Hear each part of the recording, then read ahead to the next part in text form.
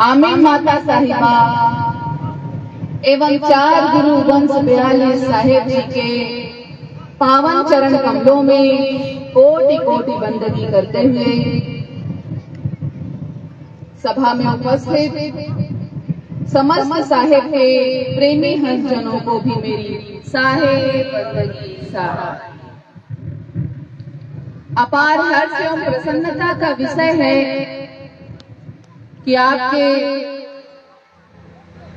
गोंदवारा क्षेत्र रायपुर में सदगुरु कबीर साहब के प्राकट्य महोत्सव के पावन शुभ अवसर पर संत समागम समारोह का आयोजन किया जा रहा है।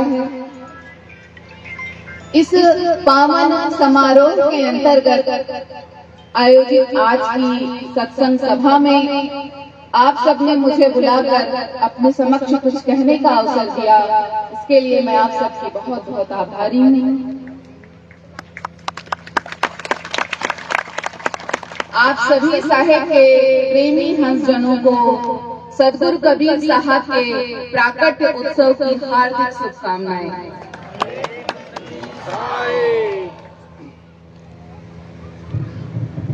जैसा कि आप सभी जानते हैं कि 6 जून को सदगुरु कबीर धर्मनगर दामाखेड़ा में साहेब का प्राकट्य दिवस बरसाइत महोत्सव के रूप में बड़े हर्ष और उल्लास के साथ मनाया गया और अब 21 और 22 जून को ज्येष्ठ पूर्णिमा के दिन देश विदेश में सदगुरु कबीर साहब का प्राकट्य उत्सव बड़े ही हर्ष और उल्लास के साथ मनाया जा रहा है। हमारे आराध्य ज्येष्ठ पूर्णिमा तक 15 दिनों तक सदगुरु कबीर साहब का प्राकट्य महोत्सव हम सभी साहेब के भक्तजन अपने अपने स्थानों पर बड़े ही हर्ष के साथ, भाव के साथ, उल्लास के साथ, प्रेम के साथ मनाते हैं। संत समागम समारोह का, शोभा यात्रा का, चौका आरती का आयोजन किया जाता है। तो इस पावन अवसर, इस शुभ घड़ी, इस पावन अवसर, इस शुभ घड़ी प्रेम से सराबोर हो जाए, आनंद मग्न हो जाए, भाव विभोर हो जाए, स्वयं को भूल जाए, संसार को भूल जाए, सिर्फ साहेब को याद रखें। क्योंकि बड़े सुंदर शब्दों में कहा गया है कि सदगुरु की शरण में साहेब की शरण, सदगुरु की शरण में साहेब की शरण में जिसका सदा निवास होगा, कैसी भी विपरीत परिस्थिति हो वो न कभी निराश होगा।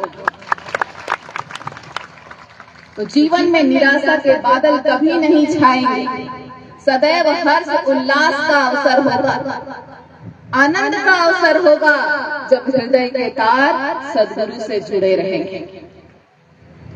देखिए, सदगुरु कबीर साहब अखिल विश्व वंद, ज्ञान के सागर, दया के आगर, संपूर्ण मानव मात्र के पथ प्रदर्शक, बंदी छोर समर्थ सदगुरु, जिनका इस धरा पर आगमन जीवों के उद्धार के लिए हुआ। सदगुरु का इस धरा पर आगमन भाव बंधन में बंधे जीवों के दुखों की निवृत्ति और उन्हें परम पद प्राप्त कराने के लिए हुआ। तो सदगुरु कबीर साहब का व्यक्तित्व एक पक्षीय नहीं है, बहुआयामी।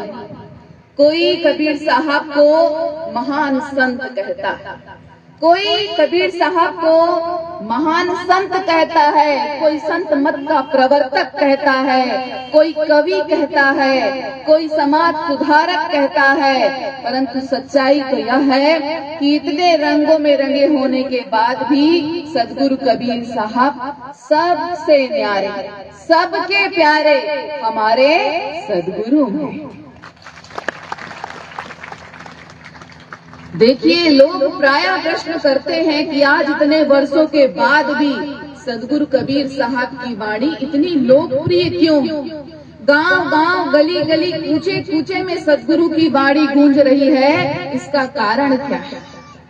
तो इसका कारण यह है कि जब सदगुरु कुछ कहते हैं तो मात्र सदगुरु का जिह्वा नहीं बोलती, मात्र सदगुरु मुंह से नहीं बोलते, उनकी जिह्वा नहीं बोलती, उनका पूरा जीवन बोलता है। वो हृदय से अपनी बातें कहते हैं और दिल से कही गई बात तो सामने वाले के दिल में उतरेगी। मुंह से कही गई बात कान पर पहुंचकर रुक जाती है, परंतु दिल से कही गई बात सामने वाले के दिल में जरूर उतरती है। और जब तक कोई बात दिल को न लगे, जीवन में बदलाव, रूपांतरण नहीं आता है।